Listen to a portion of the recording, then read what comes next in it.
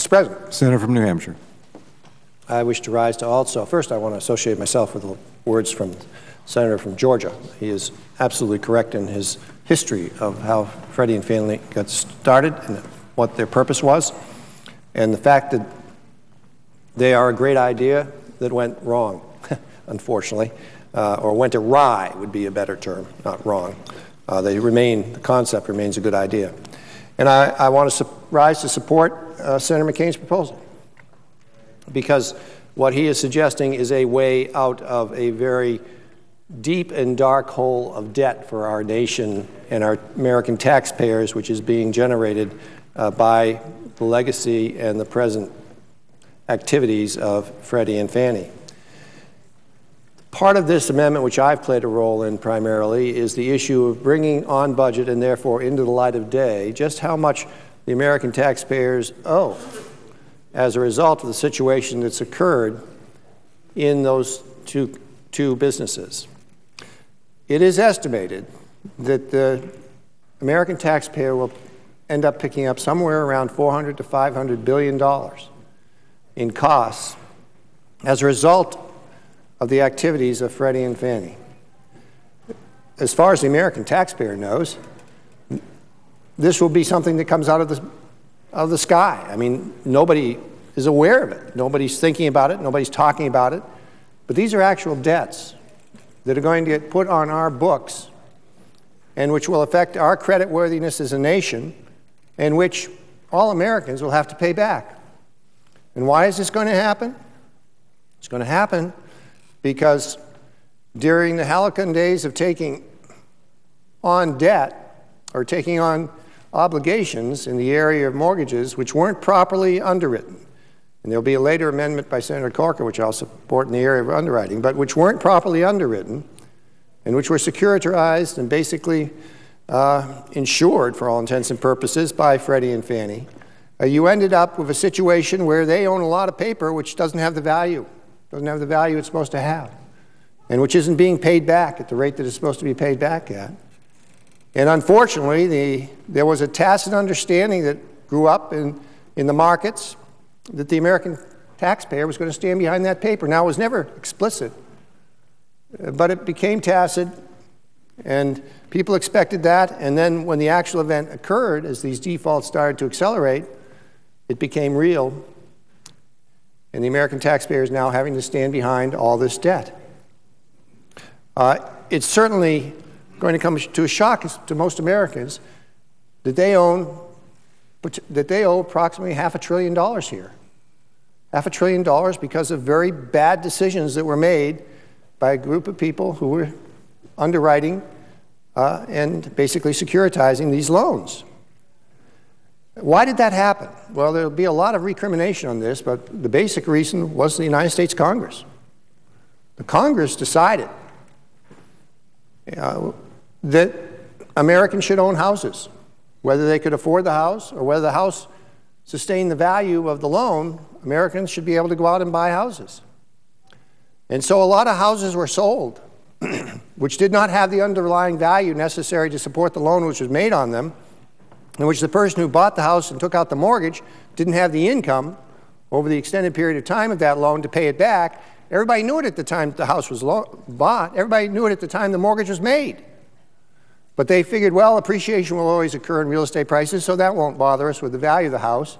And, well, maybe this person who got the loan for the house, maybe their income will increase, or when the reset day occurs on that mortgage, they'll be able to take care of it some way. And so nobody faced up to the problem at the time, and literally millions of homes were purchased under that basic scenario.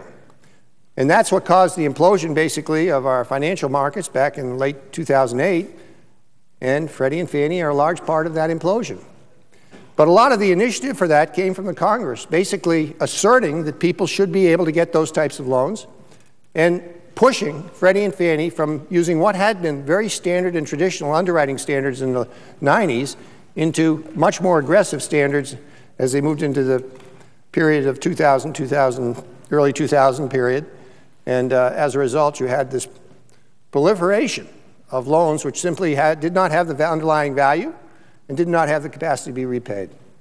and they were all securitized by Freddie and Fannie. So now the American taxpayer ends up with this huge bill.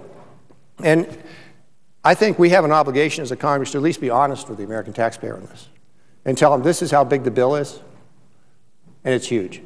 It's huge. So this bill is now hidden in a drawer under the federal accounting system, where we don't even acknowledge that it exists under the federal budget, even though we know we owe it, even though we know that it's going to be put on the books of the federal government, even though we know that the American taxpayer is going to have to end up picking this up in the long run. We don't even acknowledge it. It's stuck in some drawer somewhere here in Washington. Well, that shouldn't happen any longer. We just had an amendment on here about transparency with the Federal Reserve. Everybody voted for it. Everybody voted for the transparency bill on Federal Reserve. This is the transparency bill on Freddie and Fannie. This bill will tell the American taxpayer just how much they really do owe. It will bring on budget the issue of the debts of these two corporations, which are now the obligations of the federal government and therefore the American taxpayer. Absolutely has to be done. And I thank the senator from Arizona for including in his amendment this language which brings this on budget the way it should be and opens the light of day so that the American taxpayer can understand just how much risk has been piled on their backs, how much debt has been piled on their backs as a result of the irresponsible activity, which in large part was initiated by this Congress over the years, forcing out loans and pushing a public policy that these loans should be made. And secondly, I congratulate the senator from Arizona for bringing forward an idea, a proposal for how we unwind this situation and how we get out of this situation by putting us on a path towards basically decoupling Freddie and Fannie from the American taxpayer, having those two organizations no longer be dependent on the American taxpayer and have the American taxpayer no longer have to pick up the debts of mistakes made by those two corporations, even when those mistakes were caused to some significant degree by the Congress taking actions which were inappropriate or which were bad policy. Not necessarily inappropriate, but definitely bad policy. So I congratulate the senator from Arizona. I think this is a good amendment. And as has been said, how can you take up financial reform if you don't take up the single biggest entity?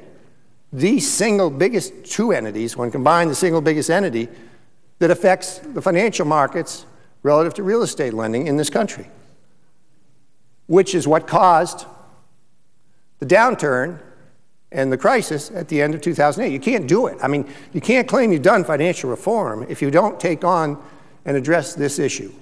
I understand that the administration says, well, we'll do it next year. Well, we don't have time. I mean, it needs to be done now. I mean, we need to address this now. It's a critical issue. And it's at the essence of whether we can get our house right and our ducks in a correct order relative to financial reform. Because if you don't straighten out Freddie and Fannie and its relationship to the federal government, and specifically its relationship to the American taxpayer, you really haven't done anything to solve the long-term problems of how we get our fiscal house in order. Because that issue of how you make real estate loans in this country is at the essence of how you correct the financial structure of this country. And so this amendment, coupled with the amendment that's coming from Senator Corker on the issue of underwriting, are the two key amendments to this bill which address the two elements of this bill which are not addressed, but which have to be addressed if we're going to have effective, comprehensive, and lasting and meaningful reform. Mr. President, I yield the floor. Mr. President.